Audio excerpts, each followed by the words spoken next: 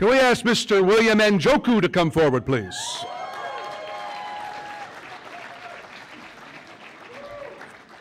Can you believe it was almost 20 years ago when this now 40-year-old guy, seated in front of you, please stay seated, was a basketball star at St. Mary's University, dominating the Atlantic University Conference and winning the Mike Moser Award as the best university basketball player in Canada. Today, look at the man. He could score 20 and rebound 15 in his sleep, I would think, today, and not break a sweat. He was a bit of a late basketball bloomer. He came to Halifax from Ghana as a 4-year-old and played soccer, baseball, and hockey through his early years. Oh, this is good. There you go. Given your size, I'm guessing the baby's 1 month old? Yeah. Will says, I was always taller than the other kids. I was 5'9" in grade 7, and at the end of grade 9, I was 6'6". If you think no one noticed, you're wrong. His grade 6 teacher at Major Stevens School talked to him into trying basketball, but he didn't really take to it until he started playing in the Fairview Clayton Park Minor Basketball Association under Jim Gannon. There he goes. He ain't leaving. Yeah. There we go. All right. He says, I was MVP in... You never played defense that well at SMU, Will. Geez, look at you. I was MVP in my first year and just ate it up. Jim made basketball fun for me, Will recalls. He was a member of provincial midget and juvenile teams, and in 1987 was named Nova Scotia Midget Player of the Year. With a strong work ethic taught to him by his parents, Will blossomed in Halifax West High School under Coach Nick Morash. Will says, to this day, I've never had a coach challenge me as Nick did at any level. He was hard-nosed and strict, just as my parents were with me, and I enjoyed the challenges that he presented. He's an all-round player, can shoot well from the outside and has a great inside game. His skills haven't gone unnoticed. University coaches are already drooling over this natural and still fairly raw talent, but they'll have to wait. William Njoku keeps getting closer to the basketball rim. You see, he just turned 17, and he also just hit the 6'8" mark. He seems to be still growing like a weed. He's become accustomed to people gawking and talking about his height. Will, my guess is during that piece you didn't get a chance to talk. Nonetheless,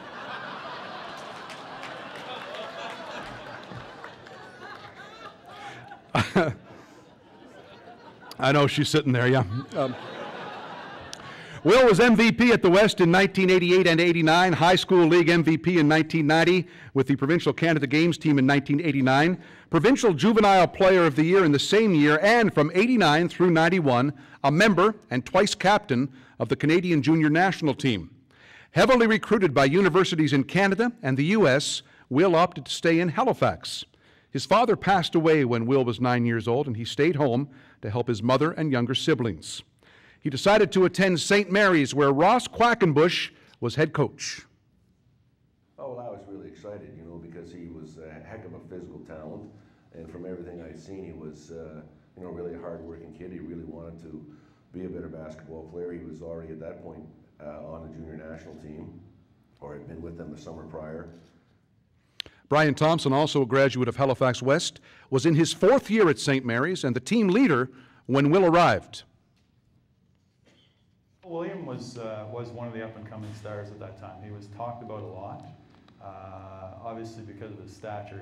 He was one of the tallest players around the city at that time, and we all knew that he was going to aspire to be a great basketball player, even back in the high school days.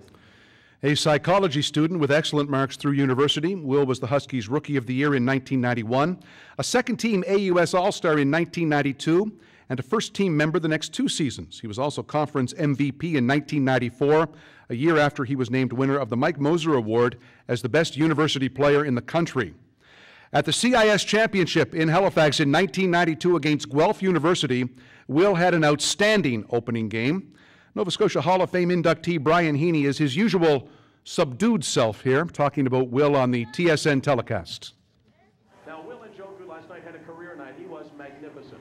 Career night for only a second-year player with 3 years of eligibility left. Most people said it was one of the outstanding performances in CIAU basketball history. He was outstanding offensively with 28 points and 21 rebounds. while intimidating anybody that came within 15 feet of him. Well, William really his coming out moment. It was at the end of his second year. We went to the Nationals in 1992, and Brian Thompson was the first team All-Canadian on our team, and was the centerpiece, really. I think in that year he finally realized how good of a basketball player he really could be, and he took a lot of the pressure off of me playing, because we were probably, you know, at 6'6" and 6'9", probably two tough players to guard, I think, back then. And so our opposing teams couldn't really concentrate on one versus the other. Well, we were playing Guelph in our first game. They were huge. We were already undersized, even with William and Brian, because they were tall and beefy. And then the Friday morning for shoot-around, Brian doesn't show up. Turns out he had been up all night with a flu bug really bad, to the point where he had to go on intravenous to replace the fluids all day Friday. He was in the hospital. He wasn't going to play that night. We knew that.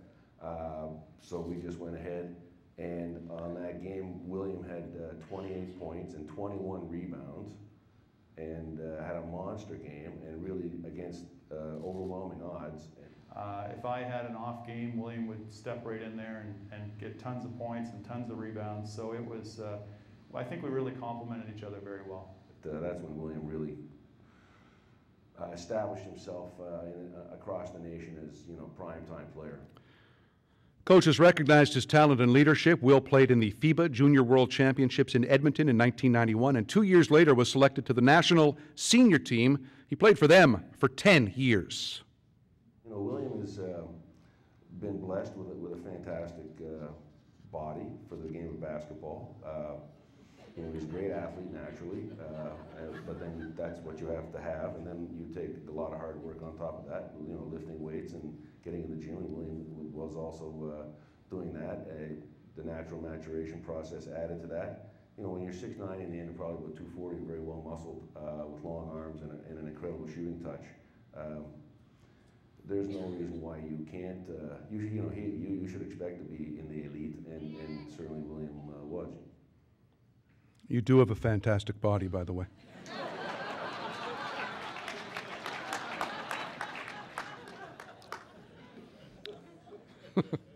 That was a first for me right there, Will.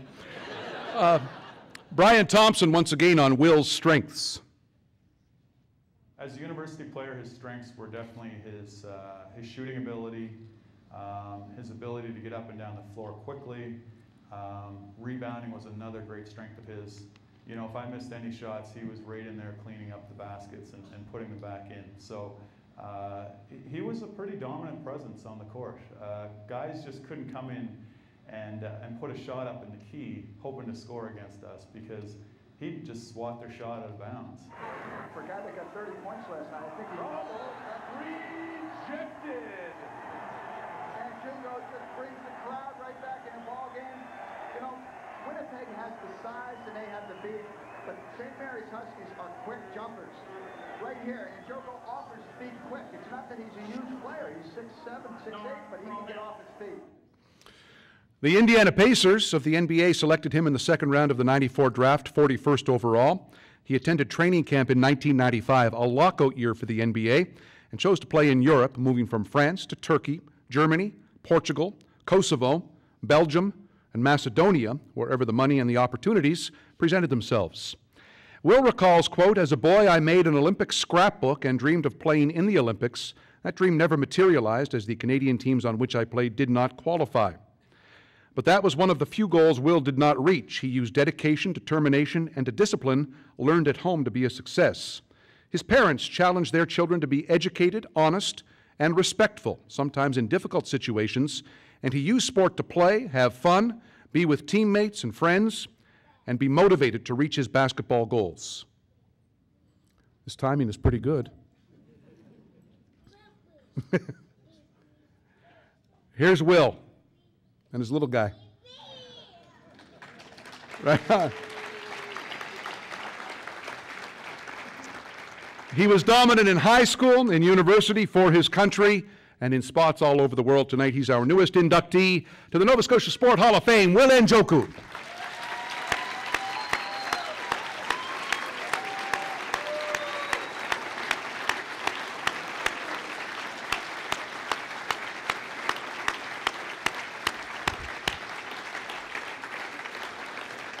To present the plaque representing Frischkorn Audiovisual is Regional Sales Manager Brad Burrell. To present the pin, a member of the Hall of Fame, twice CIS champion, former St. Mary's basketball great Mickey Fox.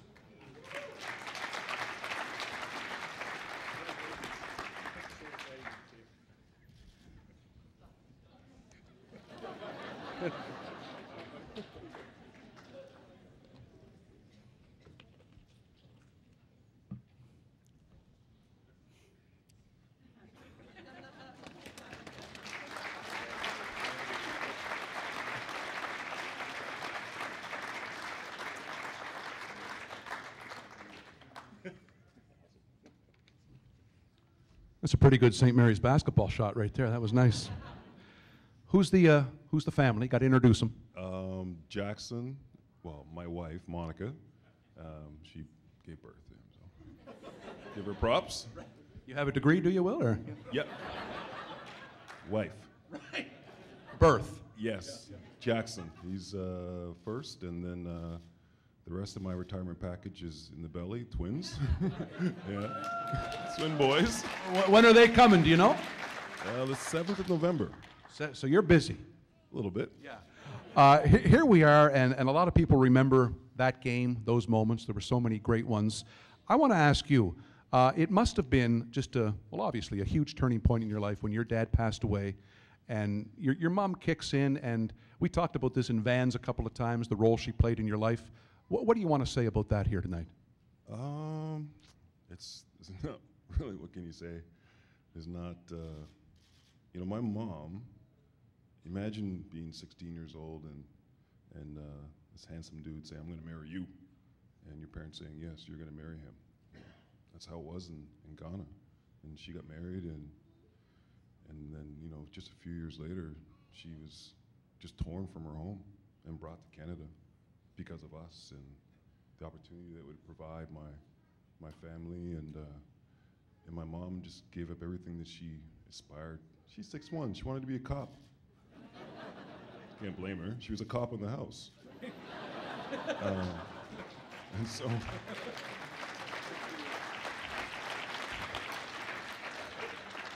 yeah, my mom is, she's special, and people still think, we go out and they still think I'm her husband. I'm not sure how to take that. Right. I'm still young looking, I think, but do I look good? I could look good next to my mom. She just looks better, which is an okay thing. Let's talk about St. Mary's, your decision to go there.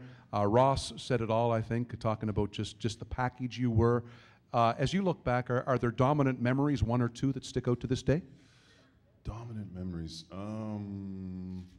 I got in a fight with Brian Thompson in practice my first year. And so he laid the law down, and I did in one practice that we were going to go to battle together on the court. That was great to know that he had my back and I had his.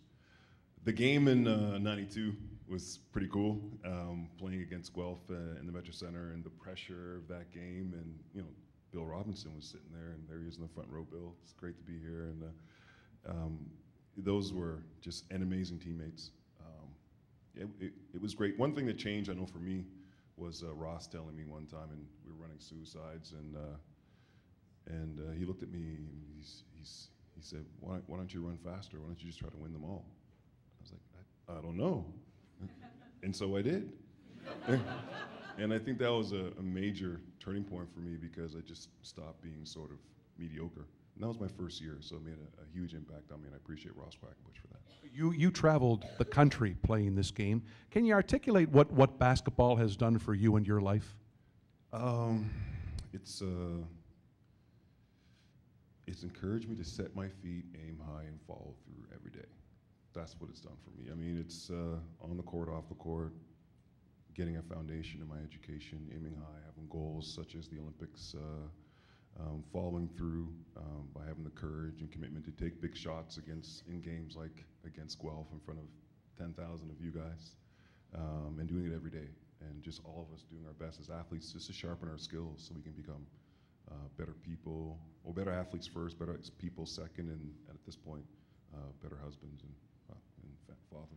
One last thing for you. I know since you sort of stopped playing, even when you stopped playing university ball, you've talked to, I would guess, if you put a number on it, 10 or 20,000 kids.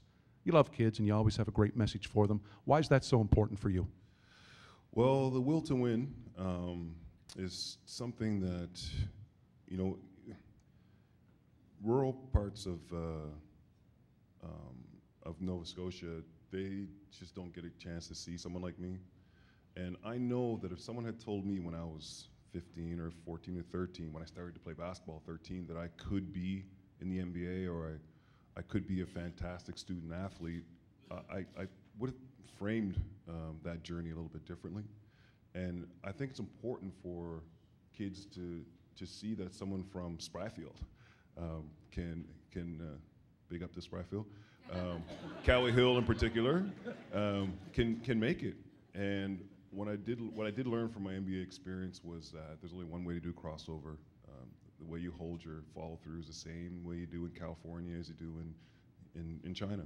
And kids need to know that they're not that far away. TV makes it look further, but they're closer than they think.